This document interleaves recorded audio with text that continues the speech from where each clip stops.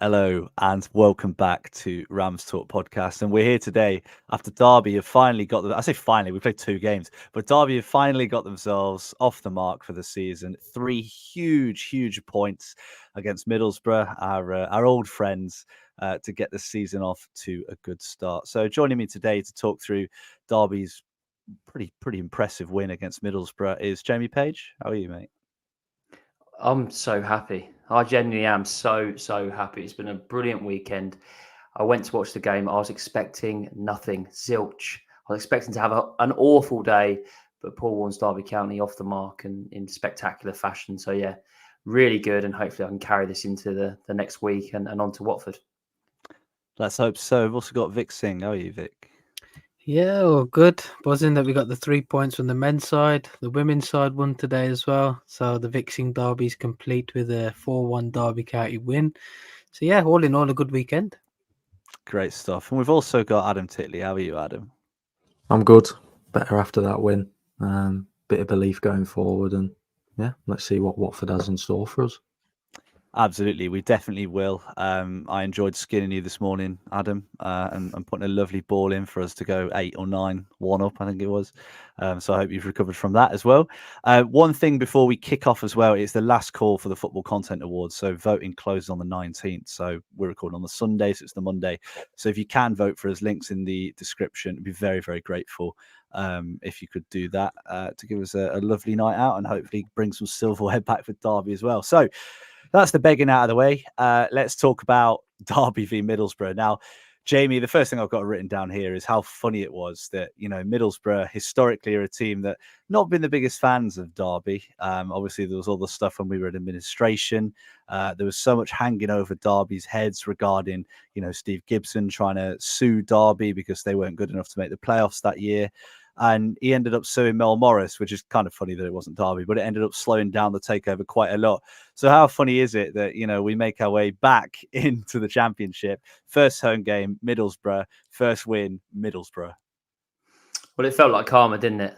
And I thought good things when all of that away end was singing that song that a lot of away fans like to sing about us, which we know now is never going to happen, especially under the stewardship of David Klaus. But yeah, I mean, that's the game you wanted to win. It was the first game at home against a team that in the 2 previous games they've played have put in 2 really good performances, scored goals as well. So the fact that we were able to beat them, it just felt that much better. And to send them back to Middlesbrough, Mardy, and not enjoying their weekend was, particularly quite special.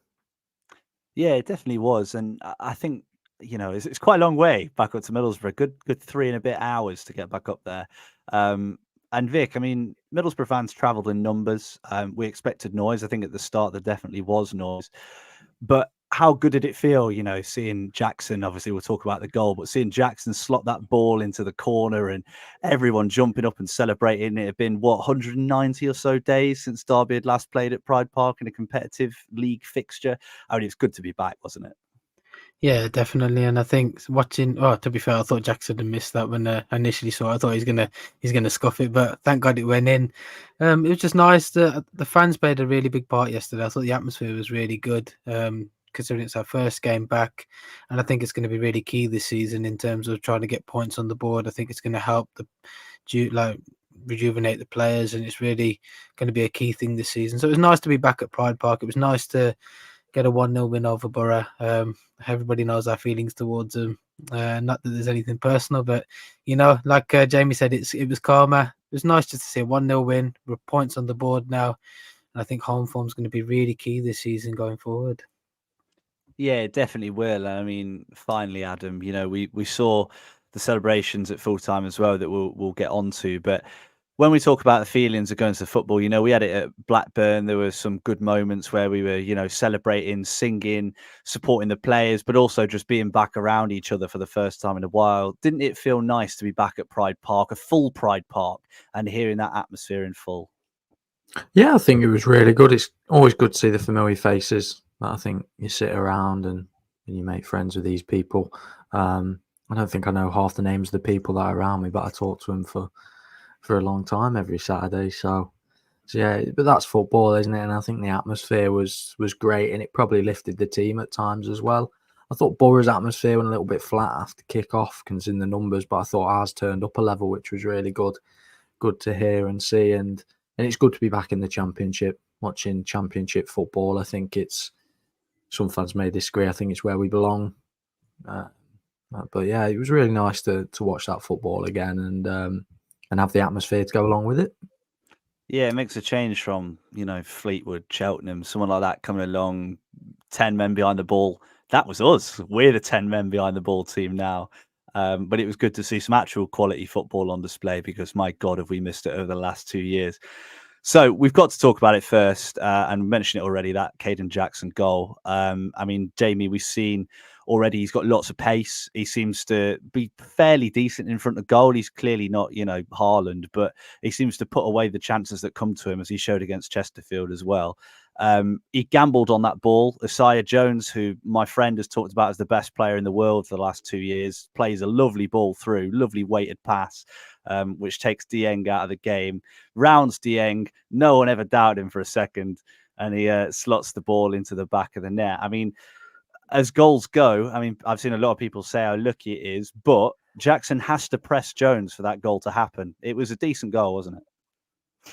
It was, yeah. And that's Paul Warren football. It's energy. It's, closing down the man in possession. And if you can sniff out a chance or make an opportunity, then that's how you're potentially going to win a game or draw a game or score a goal. So he gave himself the chance, but my oh my, how slow it felt that time from when he actually took his first touch to actually putting the ball in the back of the net. And with Kaden Jackson, I think when he first signed, I wasn't over enamoured about the signing. Hasn't played a lot of football, has been part of good squads, of course he has. But I think 2 goals in 2 games is going to do his confidence the world of good. And actually, if you look at the finish, look, it's one-on-one, and most people will say you've got to back the attacker, but the kind of drop of the shoulder and the footwork to be able to get himself into the position was just amazing. And I think he took that opportunity really well. And I think for me, it had to be him or Mendez-Laing. I don't think that could have been a Collins, because probably someone would have caught up with Collins. So we're just lucky that it was some quick legs in Kaden Jackson. And a word for the picture that Derby put on their social media today, with him sliding on his knees and fans in the background, because you zoom in on every single face, and there's a story, and there's just passion and love for the club. And seeing that today just made me feel so much better about the result yesterday. That's it. That's the joy of football. I'm sure when we get battered at some point later on down the season, it'll be a very different photo. But no, true. It was great. It was great. Yeah, and I enjoyed. I think just above where he was sliding, there was I think an older couple sort of celebrating together, which I thought was really lovely as well. That made me smile when I saw it. But Vic, we talked last season a lot about we lack pace in the final third, right? And that was something that Paul Warren had said. He wanted to bring in players with pace. That can do the damage in behind. Now, Jamie mentioned Mendez-Laing being the only other player that could do it. I don't think Mendez-Laing probably scores that goal. I don't think Mendez-Laing, historically, when it comes to one-on-ones like that, actually scores too many of them. What a difference it made having a player like Kaden Jackson, who's got that pace, got that composure, and can put the ball in the back of the net's made. Yeah, and this is the thing we were talking about in League One, was the fact that we didn't have that pace in behind. I think now that we've got somebody like Kaden Jackson in the building, we know we've got the pace there. Of course, when Jerry Yates is now he's free from suspension, he's not the slowest, but he has got a bit of pace about him. So it's nice to see in the forward areas we've got a bit of pace. And like you said, I don't think Mendez-Laing would have scored that chance had he gone through. Luckily for Jackson, he's got the composure to take that finish. He took it first time, and it was just nice to see that we've got that sort of dimension to us as well. We know that front three is going to be really key for us, especially when we're trying to hit on the counter. It has to be pace, because we're going to, let's be real, we're going to be sitting behind the ball, home and away, defending for our lives, and then trying to spring on the counter. So it's good that we've got the pace in the right areas this season. We cried out for it in League One. We've got it in the Championship, and it's definitely going to win us some points this year. Luckily, we've got the finishing composure of Kaden Jackson. I think Adam was on to something when he said top goal scorer, because he's already 2 up. So, I think Adam I think we need to listen to him a bit more because he's got everything right. But yeah, it's nice to see the pacing behind. If you heard some of the things that man said, you would. He's got this one right though. He did. He has. We'll see at the end of the season. We'll see. Adam, I think the most impressive thing about Derby's goal was that it came directly from a Middlesbrough corner. And again, another of the things we saw last season, we always fill our own box, don't we? We have everyone back. I remember Warren coming up with some stat about the amount of times teams concede when they leave a player up and how many times teams actually score when they leave a player up. But Kaden Jackson was really quick out of the box to anticipate that. And I think it's, again, something that we didn't do last season, did we? When balls had come into the box and they got headed out, we wouldn't really chase that ball. We wouldn't really hit teams on the break like that. Do you think that's a sign that, we're going to be a little bit more proactive in transition in those sort of situations this season? Yeah, I think it is. And I think it leads on from what Vic says about we needed that pace up top.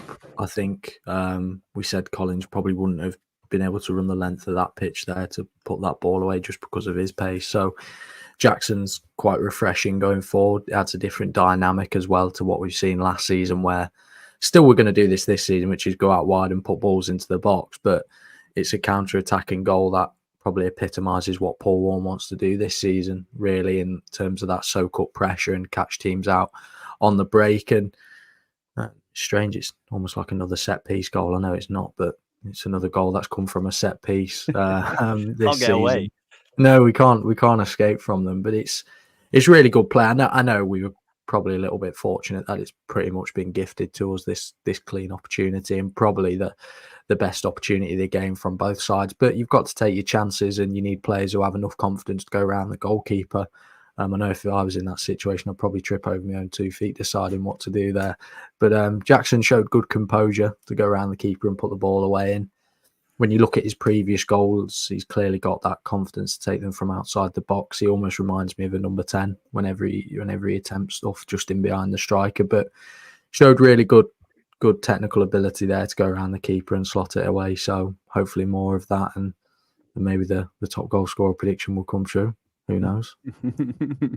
Maybe this is the year Collins will finally hit 20 goals for Derby. That's the that's the big one. That's the big one. Do you regret saying that? I don't know.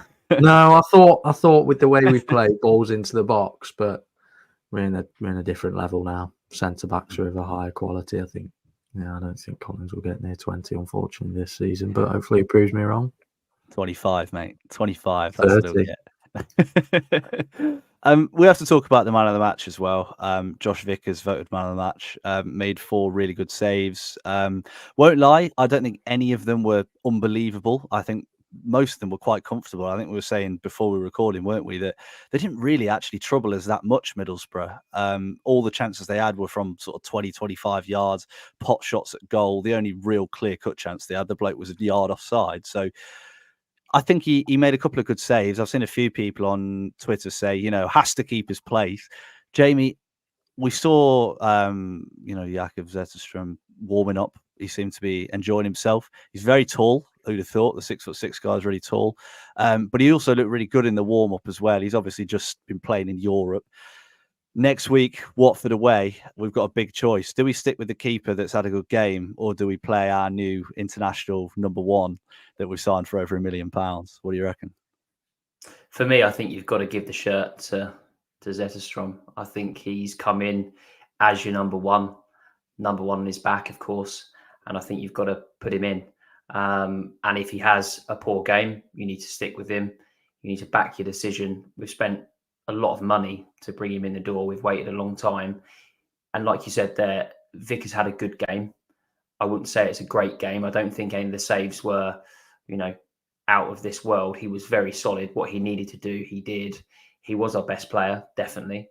But I don't think he did enough to keep the shirt for Watford, in my honest opinion. He's a fantastic option to have as a number 2. And I'm sure he will push Jakob to have the best quality of standards in training and every Saturday, Tuesday, or whenever we play. So, yeah, for me, I think you've got to play your star man, your new signing, but you've got to be patient with him. But like you said, I was watching him in the warm-up. I just couldn't keep my eyes off him. And some of the saves that he made were incredible. So if he can do that, we should be good. I think that's it. And Vic, the Championship's an unforgiving league. There's times in League One where we could probably get away with a little bit of emotional thinking. A player would come on, have a good game, and we'd try him again the next game, and it usually didn't work. I mean, Sibley up front against Barnsley's possibly my personal favourite in that genre. Again, same question to you. Does our new number one come in, or do we stick with Josh Vickers after the game he had? See, I've got my coach's hat on now. I think if I'm gonna be fair, I think Vickers probably deserves to keep the shirt up until the international break. I think there's only 2 more games until we get our first international break. I think in that time it gives Zetterstrom time to work with his defence, get to know his players on the training ground at Moor Farm, and see how they want to play the style of football, because it's going to be very different to what he's used to from Djurgården. So for me, I think I'd like to see Vickers just maybe keep that shirt for the next 2 games, and then after that, I think Zetterstrom will probably take it after the international break is over. It just gives him enough time to bed into the club, get to know his players, and get to know the style of play. It's no doubt that we know Zetterstrom's going to get the shirt. It's more of a case of when, not if. But for the next 2 games, I think I'd just stick with Vickers because he's put a decent performance in. Like I said, it wasn't amazing, but he did the basics right. And I think that's all you need is to keep. His positioning does worry me a little bit, but I think Zetterstrom just needs time to bed in. Is that not a little bit dangerous, though, sort of waiting for Vickers to drop a clanger before dropping him, or, that sort of thinking? Because I feel like if you bring a player in, he's, we've talked all summer that we need a goalkeeper, and then suddenly he's had I feel like sometimes it's a little bit disrespectful to Vickers, the way people are talking about him, because I think people have spoken about him like he wouldn't save anything. You know what I mean? Like he's never going to save anything. The fact that he's made 4 good saves is like, oh my God, well done. Like I feel a little bit bad for him, because I think people have got to a point where they don't actually believe he's a competent goalkeeper, which he clearly is. But surely looking at it, you can't think with that sort of emotion. You know what I mean? Watford away is a huge game. Watching them play against Stoke, obviously we'll get to that later. It was Stoke's keeper that made 2 errors that led to 2 of Watford's goals, and they also had a goal disallowed as well. Now, those fine margins could be what keeps us up or what stops us going down. If Vickers' next game drops a clanger, what does that say? Does it say, Warren's thought with his heart rather than his head? You know what I mean, Vic? Do you know where I'm coming from? I'm waffling at you now. No, I get that, but then I'm thinking just purely from a coach's perspective. If you were to drop one of your players after having a really good game, what message does that send out to the squad? They're going to think that, okay, someone else has just come in. I'm proven at this level at the moment, and he's taken my position already, even though I've put a decent performance in. Like I said, Zetterstrom probably needs time to get to know his players. If let's say, for example, Zetterstrom's in goal next week, he has a clanger. Do you then drop him for Vickers? I don't think you would. So it's one of those. I think you've got to give him the time. I think he just needs to see the next 2 games out. International breaks coming up. Nothing's won in August, is it? Like we said, it's just not always about how you start the season. It's about how you finish it. So for me, I just think that Zetterstrom just needs time to bed in and get to know his players. Vickers, truth be told, he did look a bit shaky, like I said, someone saying in the comments, but he made the saves at the key moments in time. So he's had a decent performance, not the best, but I'm thinking from a coach's perspective, I think it doesn't send the right message out to truck him out the squad straight away, especially if he's had a decent game. I think just gives Zetterstrom the time to bed in. Adam, see, that's an interesting one. Obviously, Jamie and Vic and, well, I guess me have all gone in different directions. But the way I'm thinking is, what if it was Rohan Luthra in goal yesterday and he'd made those 4 saves? Would you be saying, yeah, he should keep his place for Watford? You know what I mean? What do you reckon? How do you feel about it? I think it's interesting hearing, obviously, your 3's opinions on it, and Vic coming in from the different angle of the coaching perspective. I think I probably agree with all 3, which isn't too helpful really for an opinion one way or the other. I get the point of we've been crying out for a number 1. I thought Vickers was tidy on Saturday. I thought he did everything that was asked of him competently enough, and I thought he had a decent game. But for me, that is probably Vickers' best game in the Derby County shirt, and we've had him for over half season now. I know he's not played every game this half season he's been here, but that's his best game for us in half season, like I say. And we've had players in the past who've popped up with them 1 or 2 games a season. For me, Corey Smith was the same. He'd have 1 good game a season and he'd then be put in the next game and he'd look too slow on the ball. So I think for me, Zetterstrom has to come in. He's been brought in to play in that number 1 role. Hopefully he should have enough time a week to get to know the team and come into it. and look quite comfortable. I understand if he drops a clanger, then that's on him and probably us as well, for bringing him in so quick. But then I understand on the flip side that the message it sends out to the players after having a good performance, that obviously dropping a player after a good performance is always a risk for the squad. But for me, I think Warren said in his interview, he said it's no disrespect to his players, but Boro had better players, and I think it's that sort of ruthlessness we've got to have this season. We're fighting the bottom end of the championship. We're not going to be mid-table, going for the top end of the league. I think if it was the flip side and we were at the top end of the league and a player came off the bench and scored a last-minute winner, it wouldn't warrant them starting in the next game. So for me, I think he's got to come into it, because I think if he's classed as being better quality than Vickers, and we've all been crying out for a number one this summer, then he's got to come in for me. Obviously, we've rumoured paid a decent fee for him as well, so probably should start getting some of that back with minutes in the team. But yeah, for me, we've got to be a little bit ruthless this season with players who might not have been in form or performed well. They might have one good game here and there, but if a player's consistently putting in a 7 out of 10 and another player comes in and puts in a 1 in 10 game sort of performance, it doesn't mean they warrant a start for me. So Zetterstrom comes in for Watford for me. I know that was a bit of a long-winded response there, but yeah. Yeah, I think, to be honest, I agree with you. I think I understand where you're coming from, Vic. I think it makes sense. Someone's had a good game, you don't usually drop them, but I think these are different circumstances. And I think with goalkeepers, it's a different sort of element as well. That's the way I see it, is like Watford hammer balls into the box. Josh Vickers historically is very poor at controlling his area. That's probably his weakest attribute. We've got a giant of a man who'd be sat on the bench watching as he, struggles his way through Watford's millions of crosses into the box, knowing that he probably could do a better job. I mean, it was Vickers not controlling his area that actually led to, Cashin's injury. Clearly, it's not his fault, because that'd be stupid to suggest that. But if Vickers had come out and claimed that ball, Cashin wouldn't have had to dive in. And obviously, I don't think anyone expected Elder to just knee him in the head, but I don't think Elder expected it either. So yeah, I think I want a goalkeeper that can control his area. If he drops a clanger, he drops a clanger. That's fine. But I'm of the opinion of Adam there, that I'd rather play my best player rather than try and keep someone happy that's had one game. He couldn't get into the team last year. We've signed an expensive goalkeeper. That's just the way I see it. But again, football's a game of opinions, and that's why we're all here. So don't look too sad, Vic. It's all right. Someone will agree with you. If you agree with Vic Singh, let us know. But let us know. Cheer him up. Put a smile back. Ain't nobody agreeing with me. No, someone will. Someone definitely will.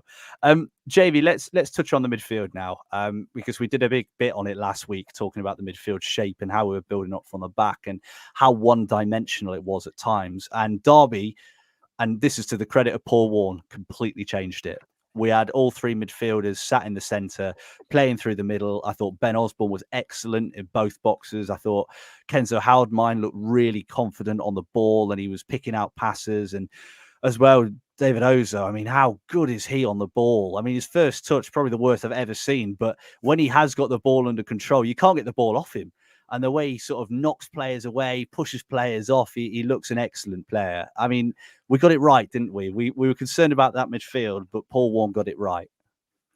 Yeah, and to think you've not got Ebou Adams in that midfield as well. So I think definitely, we said at the start of the season, our midfield is potentially what's going to keep us in this league. And I think yesterday we saw the best of that midfield. What I absolutely love is the fact that they all want the ball. They all want the ball in tight areas. They're confident with their first touch. Yeah, okay, maybe Ozo's isn't the best at times, but his second and third touch and the way that he manages his body is amazing. So, yeah, I think we won it in there. I'll be honest. I think they got through some hard kind of miles in there, and they've got that quality. They have got that quality. I think they're only going to get better as they play more with each other. For me, I just wanted Osborne to score in front of the south stand. He had that chance, and I thought he kind of went with the side foot rather than just put his laces through it. And I think if he'd put his laces through it, maybe it'd found its way into the back of the net. But I think his performance warranted that. Obviously, Kenzo came off for Ebou Adams, and I thought that was a really good substitution. I was actually sat in the west stand and above the the dugouts and looking down. Were you and in the seeing, box, Jamie? I think You I haven't was. mentioned Yeah, that. yeah. No Well, way. hey. Yeah, I was in the posh seats for a game, but you look down and you see Michael Carrick with his experience in the game and his assistant manager Jonathan Woodgate. And I'll be honest with you, I did think that they'd be able to pull some strings and be able to win the game for Middlesbrough. But I think Warne and company got it bang on in terms of substitutions and how we set up, and thoroughly deserved that. And I think at times Paul Warner's come into criticism for his tactics. A lot of people say that he's a man manager and he doesn't have that tactical kind of nous to keep us up or to get the best out of this team. But actually yesterday, I think he needs all the credit, because for me, I did not see us getting even a point yesterday. I'll be honest. I had no expectation going into that game, but it worked. It worked, and credit to him and his players, because they thoroughly deserved those 3 points.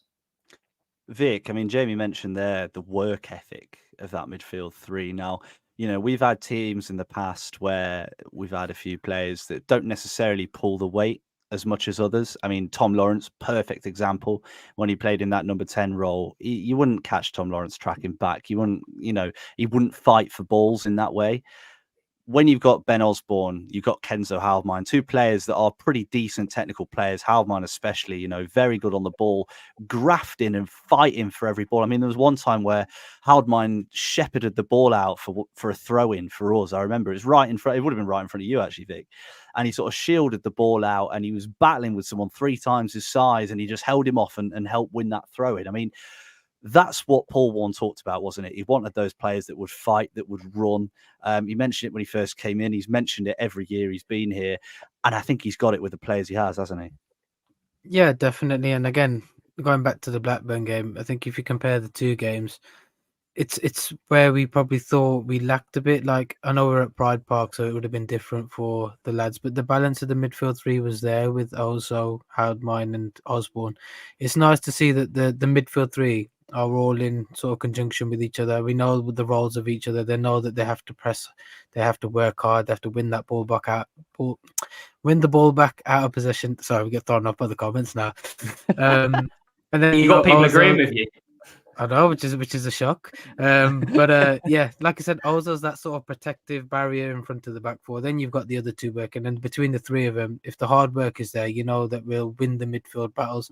A lot of the games this season are going to be teams trying to play through the middle rather than out wide like we used to in League One. So if we can make sure that we outwork other teams in the middle of the park, I don't see why we can't give ourselves a good account in this league and in games to come. So it's nice to see the three work well together. But like I said, those three in particular, Haldmine, Osborne, and Ozo, that's the midfield balance for me. I think when we chucked Adams in there, for me, it was a good substitution at the time. I couldn't see that midfield starting like Ozo, Adams, and Osborne. For me, it just seems a bit. They all seem a bit too similar. At least you've got a playmaker in there with one of the three. So yeah, it was nice to see that balance was there. Nice to see that the midfield are all working hard together. And my God, we're going to need it this season. Yeah, we certainly will. I mean, we've got a comment from David Clarkson saying, how can the midfield be so great when they got 30% of the play? Do you think Bournemouth go to Man City and go, oh, we only had 20% possession, we won 1-0? But the midfield wasn't great because didn't keep the ball. I think that's the way you've got to look at it. We were playing a team that cost 22 times the amount that our team cost. They've spent loads and loads of money. They've got a really good side. They push for the playoffs every year. They battered Leeds 3-0 just days before they played us. But their midfield couldn't handle our midfield. The pressing, the work, the battling, the fighting. And we got out and we played the ball when we needed to. How many times did we almost catch them on the break and get really unlucky with a really good challenge or a really good block just outside the box? I think the way we've got to approach games, we've got to remember we are not the better team in a lot of these games. We are the underdog. We went in yesterday, like we've all said already, expecting to get hammered. And we went in and put in a really good account, and the midfield battling was a huge part of that. So I think that's the way you've got to see it. I think if we're not going to have a lot of the ball this year, in fact, we're rarely going to have a lot of the ball this year against most teams. But if we can stay tight, stay strong like that, then we've always got a chance. I mean, Vic, I can't remember if I went to you or Jamie. I'm losing my mind. It's way too hot in this room. Did I go to you, Vic? You've already Is he been the to right meet team? Adam next. Perfect, Adam. I hope you're ready, mate. So, I mean, looking at Derby's midfield, we've talked about that balance already. And now Ebou Adams, when he came in, there was obviously a lot of celebration when he came in. You know, he played such a vital part. But we've seen already this year that, you know, David Ozo seems to be the man, the guy. You know, he wins the ball well. He's strong on the ball. And I think he carries the ball probably a little bit better than Adams does. What place can you see for Adams in this team? Is he going to be a starter, or is he going to be one of those players we bring off the bench? I think it will depend on the situation in terms of, I think at home, we can play like we played yesterday and played that midfield three. It's also refreshing to see that we're not having to discuss which is the best midfield three, because I think last season it was like an echo for the whole season, talking about who was the best midfield, can we put different players in there, and it's quite refreshing to have that balance all round. I think it depends. I think for me at home, I'm more than happy to play Ozo, Houdmine, and I've forgotten the next midfielder. Osborne, there we go. You can do it. Poor from me. But I think we're quite comfortable at home playing like that, because even though we only had 30% of the possession, I think in that first half, we were a little bit more dangerous in that midfield. Teams give us more respect at home, is what I'm trying to get at. And we could play with that midfield. I think away from home, I would maybe like to see Adams start the first half, and then maybe bring Ozo in the second half, particularly at Blackburn away. I know it might have been the occasion, the first start. I think Ozo looked to shy away from the ball a little bit, maybe. Not that he didn't want it or to carry it forward, but I think maybe the occasion got to him and it was a bit of a rush start straight into the team. And obviously he is a young player. So I think for me, away from home, I'd like to see Ebou Adams come in and start the game, because I think his ability to win the ball back is something that he chases down plays. He makes those blocks, which I think was key for us last season, especially away from home. I think it was Exeter City away when he slid in and made that block. I think those sorts of moments are going to come up against away from home, when maybe we give teams more respect. We've talked about us having to counter attack, and I think Adams winning the ball and then playing it either to another midfielder with a little bit more technical ability to play a speculative pass or the right pass, or just to drive it forward himself, will be key. Whereas at home, I think teams may give us a little bit more respect since we are the home side, and that's maybe where Adams doesn't have to do all that chasing and maybe he could come off the bench.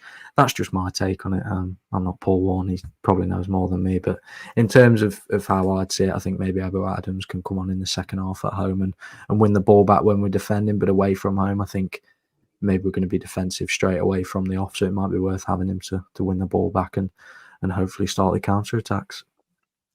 So good to have these conversations, isn't it? Oh no, we've got all these options. What a shame. Makes a big change, yeah, like from last year where we just couldn't find that balance.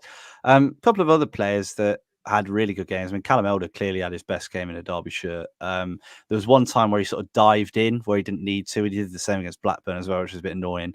But for the majority of the game, I thought he looked really strong. He managed, Jones, who's a live wire. He's known to be a really dangerous attacking player, really, really well. And Hamilton, when he came on, obviously coming from Man City, came in with a lot of fanfare and he couldn't get a kick because Elder just had him in his back pocket for the entire time he was on the pitch. And also another player, James Collins. Now, on the ball, I would genuinely say Collins is possibly one of the worst players I've ever seen. And it cracks me up. The one time yesterday where he tried to sort of do a little step over and he just backheeled it out of play was hilarious.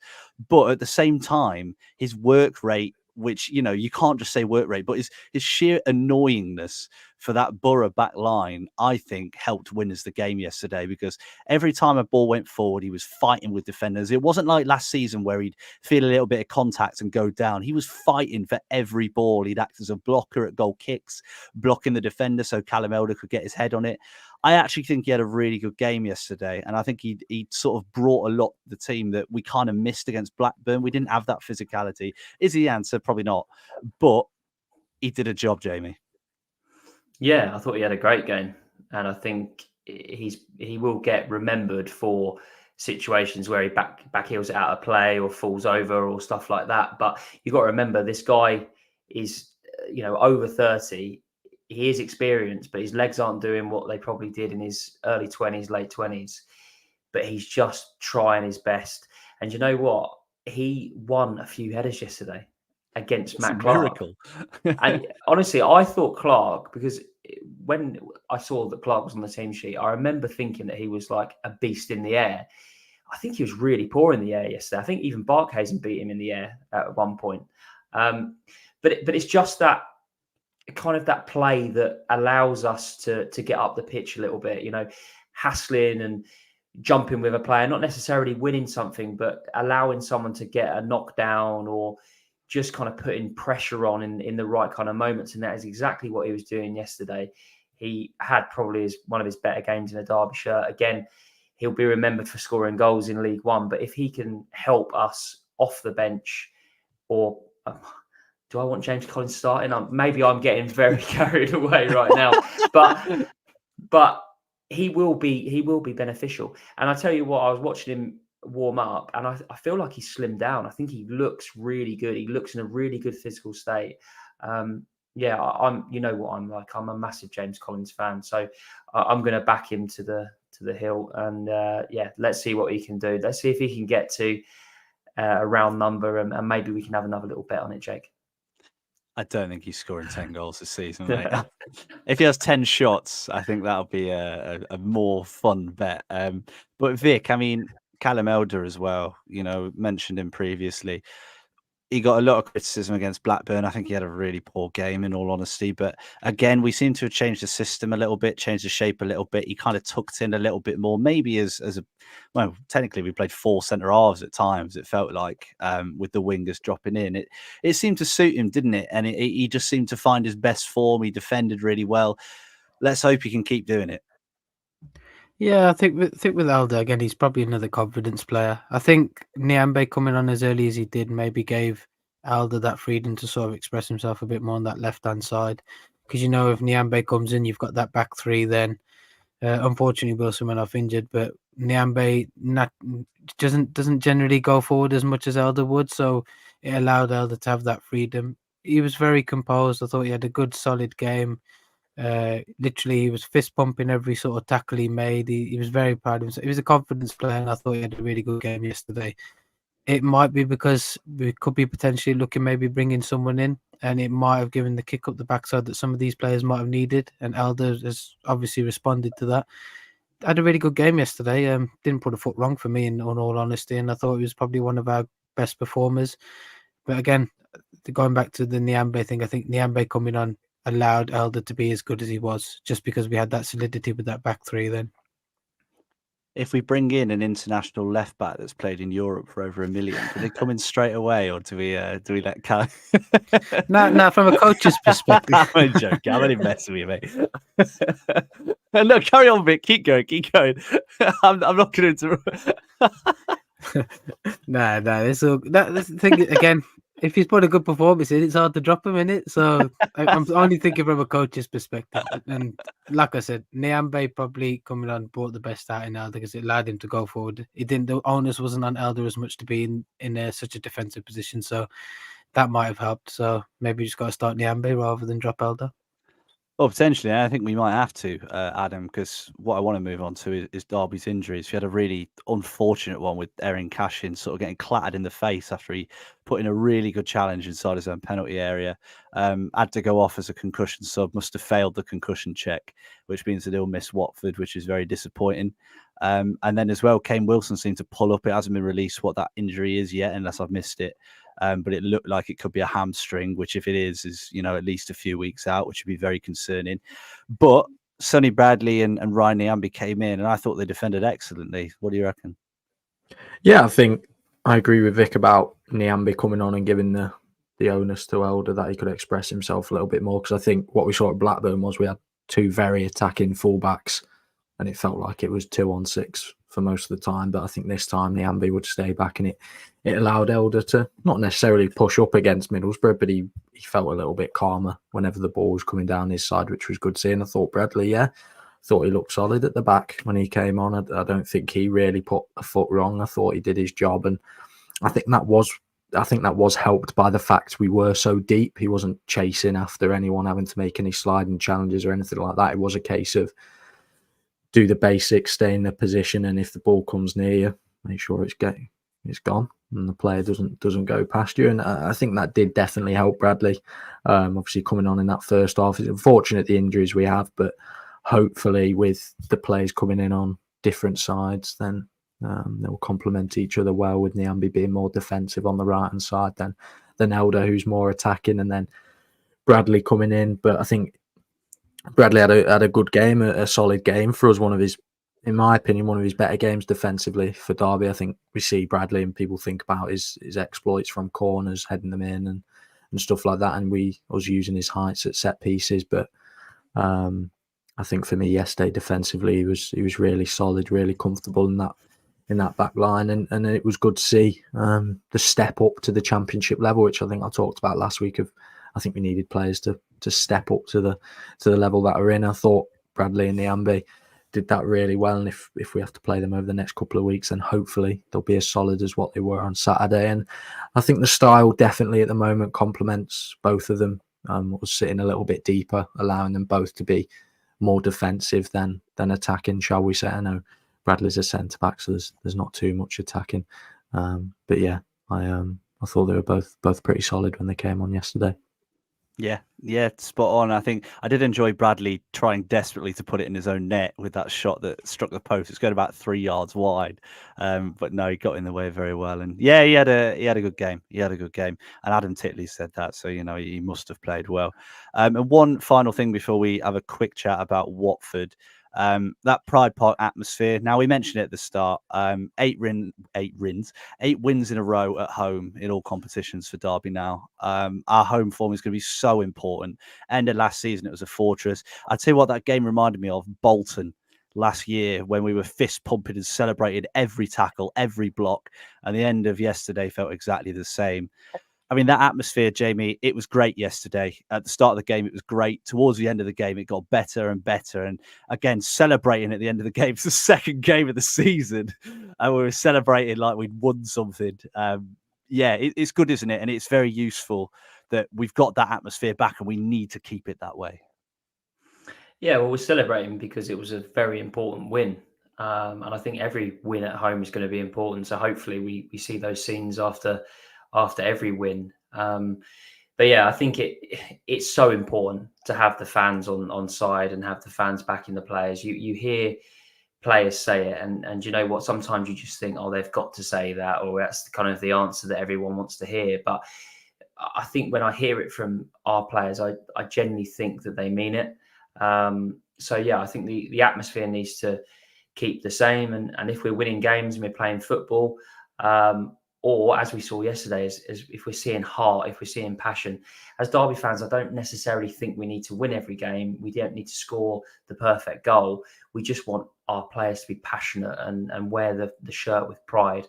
And I think we saw that yesterday, and that's why the scenes at full time were probably times 100 or something like that, because we obviously got the result and we saw that level of passion and pride. But yeah, looking forward to the next one now. Let's get Watford out of the way, and then it's Bristol City coming to town.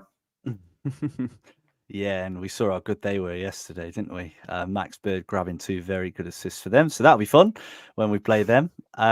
So right, let's get on to Watford then. They battered Stoke 3-0. As I mentioned already, Stoke's goalkeeper Johansson had an absolute howler, his own fault for not joining Derby. And yeah, they ended up scoring 3 pretty decent goals. We're going to have to be at our best again. I think we're going to say that a lot this year.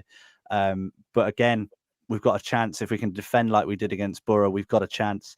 I want score predictions. I want goal scorers. Jamie, I know you've just waffled for a couple of minutes there, but go on, give us yours. I'm going to go 1-1, and I'm going to go for Ben Osborne to get our goal. I'm going to will that into existence. But I think we'll start the season with a loss, a win, and a draw. And you know what? I am over the moon if that's the case. Yeah, certainly be good. What do you reckon, Vic? Yeah, I think it's going to be another tough game, but I don't think it'll be out of our reach. I'll go with the 1-1 draw. I think we'll go behind, but I think we'll get an equaliser. I think we're going to see a David Alzo thunderbolt from about 25 yards. So yeah, I'll go with the 1-1 draw for that game. Perfect. Adam, what do you reckon? A hat-trick of 1-1 draws. I think it's going to be 1-1 as well. Tom Ince cuts in on his left foot, bends it into the top corner. I'm celebrating, don't care. No, I'm kidding. I wouldn't celebrate. into his own net. Lifts his shirt up, Derby badge on. And then like Connor Salmon in 2013, I think it was, when he was slipped through. I think we're going to play a through ball and a counter, and Jackson will tuck it away, first time finish under the keeper, away end scenes, sold out. So yeah, 1-1 for me. Good stuff. We've got a couple in the comments as well. Callum says it's going to be 1-1 with Yates to score. Mark Kearney says 2-1 Derby. Someone called Crash Bang, that's a good name, says 3-0 Watford. 3-0 Watford. We're going to lose 3-0 now. Carl has put 5-0 to Derby. Bradley 2, Nelson 2, Collins 1, all headers. I'm hoping they're all set pieces as well. And Joe Smith's put 1-0 Bradley to score from a set piece. We've also got a comment about Kane Wilson as well. He went off with a tight hamstring apparently, so thank you, Carl, for letting me know about that, which is good because he's not torn it, which means he might be able to play soon, which is always nice. And yeah, I'm going to go with the majority. I think it's going to be 1-1. I really do think it's going to be 1-1. I'd like to hope we've got enough defensively to do something about it. But again, I think we'll get a goal, and I think it'll be Jerry Yates on his full debut for us. I think he'll come off the bench most likely and find the back of the net in the last minute to send all of us travelling Rams fans absolutely wild. Not any of you lot, because none of you are going, but I'll be there and I'll be celebrating, which will be good. Oh, we've got a couple. Oh my God, there's so many coming in now. Jack Ward says 3-2 Watford. Jackson and Mendes Lang to score. Adam Lee says 1-1 with Osborne, and Jim has put 2-0 Derby. So a lot of positivity. If we'd not beaten Boro, I'd have been interested to see what the score predictions were. But yeah, we're in a good place. We've won a game. We're off the mark now. That pressure's gone. Let's get 37 more and let's stay in this division. It's goodbye from me. It's goodbye from me. I was looking for the Swedish for goodbye, but I can't find it, so I'll just say goodbye. I sent a comment from Stacey Glover saying we haven't had a long may it continue for a while, so long may the good home form continue. Goodbye from me. Goodbye from me. See, nothing from Adam. Straight to the point. Just thinking about that Tom Ince goal now. God, I hope not. So yeah, thank you so much for listening. If you did enjoy, I've realised I've done it the wrong way around, but you'll live with it. Please do leave a like. Last call for FCAs, please do if you can. We'd be so grateful if you do enjoy the stuff we do. As well, we're running many kilometres, the length of every Derby away game this season. For Derby Food for Thought Alliance. The link's in the description as well. £5 feeds a child for 3 days. So if you donate, even that would be amazing. We'd be so grateful. And yeah, leave a like, subscribe, all of that. You know what to do by now. I say every week. So yeah, cheers. We'll see you next week with hopefully 3 more points.